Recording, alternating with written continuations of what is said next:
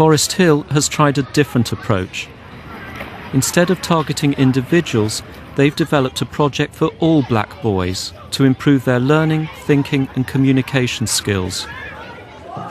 From Year 7 through to Year 11, they're taught separately for one lesson a week. We wanted entitlement. It was very important for us that we weren't just doing targeted interventions, because we wanted it to go to all students. So there was a big debate, should we give 20 students a lot of it, or should we give all of the students a little bit? And we decided that we would go with entitlement. And I suppose that makes the project quite unique, because we give it to everybody.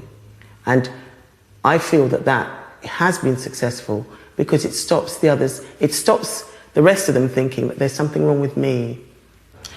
Do you know anyone in your life who you might think is a successful person? Courtney? My uncle. Your uncle, why? Because he done well in school and university. Okay. The aim of this Year 7 lesson is to get the boys to think long-term about where they're going in life and what skills they'll need to get there. Okay, Reese. My brothers, both my brothers done well in school, and one wants to be an architect and another one wants to be a physiotherapist. Okay, David. My brother went to he's still going to college, but my brother played football for Chelsea and the reserves as well, and he still learns as well. He goes back and forwards. What about you, Bruno? My mum. Okay, tell us about your mum. Because as soon as she came to this country, yeah, she started to study, and now she's a hairdresser. So, what does success mean to you when you hear the word? What does it mean for you? What does it suggest to you? What does it suggest to me?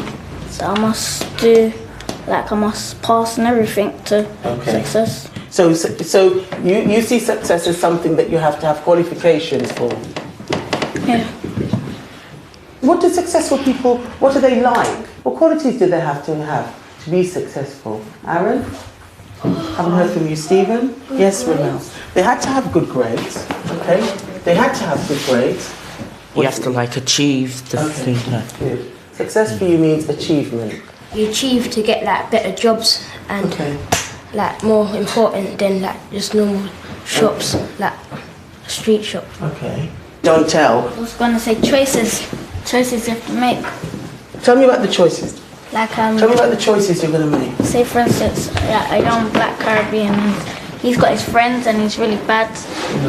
He has to make a choice whether he wants to become someone in life or just be ghetto on the street with his friends. Absolutely. It's about giving them the confidence and the self-esteem to feel proud of themselves. It's also about giving them that knowledge that they need to have, the knowledge base, in order to understand themselves.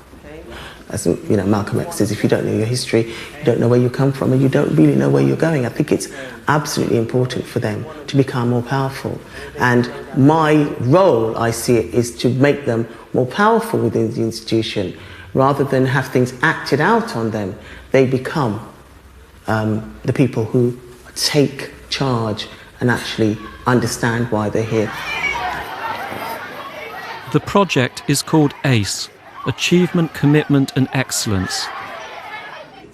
Higher up the school, it focuses on practical learning skills.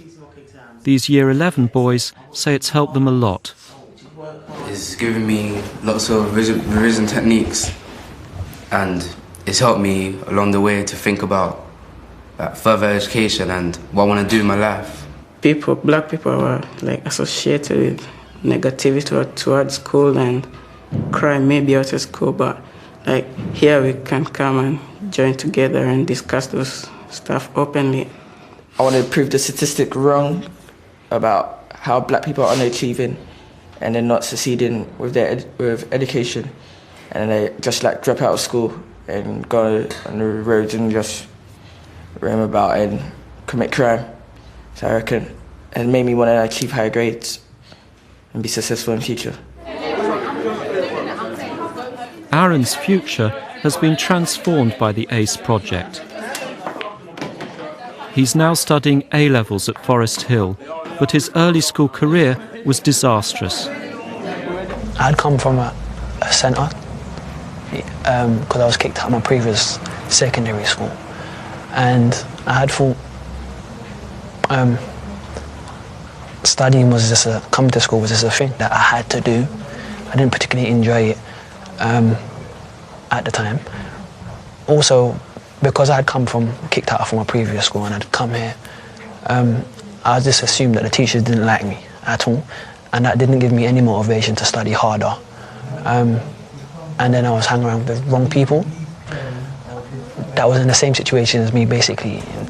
Teachers didn't like them, they was really bad, and they wasn't focused on study at all. So studying just wasn't my thing. Now I love it. I love studying. I'm dedicated to it. It drives me because I know at the end of it, I'm going to get something out of it. Also, it kind of makes me different. I feel that it makes me different to a lot of other young black males in the sense that I'm staying in, I'm doing A-levels, and I'm striving to go to university. And I like that.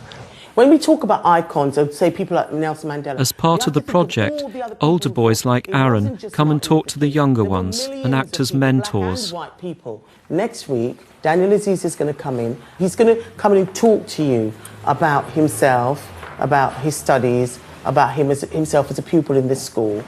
Copeland has also used older boys as role models, inviting them to parents' evenings. You know, the young boy that came to say he's gone off to Cambridge was dressed as a normal young boy. Yeah. When he came up, I thought, who is that young boy going up there? But do you know what I mean? That's perception, you know, and that was incorrect on my part. I was like, ooh. And then when he said he's at Cambridge, I thought, do you know what? This boy should go around and speak to all those young boys in latest Timberlands or the latest jeans down here, because you can still look cool and be educated, you know. Who I used to hang around with, I don't hang around with them at all now because I'm just on a different level to them, in the sense that they want to do drugs and stuff like that. I'm not interested in that. I understand the importance of study. I understand what is needed of me. I understand that I need to conform, basically. To do well, I have to conform. But it's not like it's a burden that, you know, you have to do it. It's more that I enjoy doing it, so I can do it. But I do understand that I need to conform. I do understand I need to respect teachers. I do understand that I need to have a good relationship with teachers. And all of that, I would say, I've learnt through the ACE project.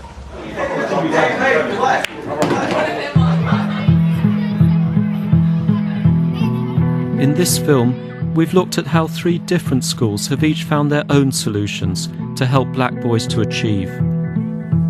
At Culverstone, early intervention improves behaviour and encourages boys to begin to think about their own futures. We've got our 3 beakers. At Copeland, black teachers do make a difference, but the key is also persuading black parents to become more involved. At Forest Hill, all boys benefit from a space of their own in which they can talk freely. None of these is an ad hoc initiative. They're all the result of leadership and planning. What is required in schools to raise achievement of any group, but I would argue with particular reference to black pupils, and in particular black boys, is that it requires, first of all, a whole school approach, where the head teacher is actually committed to changing the situation for these pupils in the school.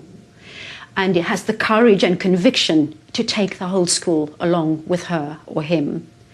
Secondly, it requires proper planning. It cannot just be done. A lot of people argue it's all about good teaching and learning.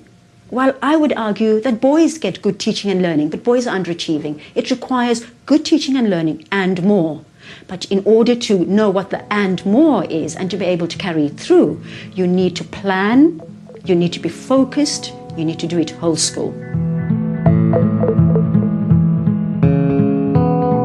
But the 3 projects all have something else in common. They're trying to instill self-confidence and help each boy to find his own vision for the future.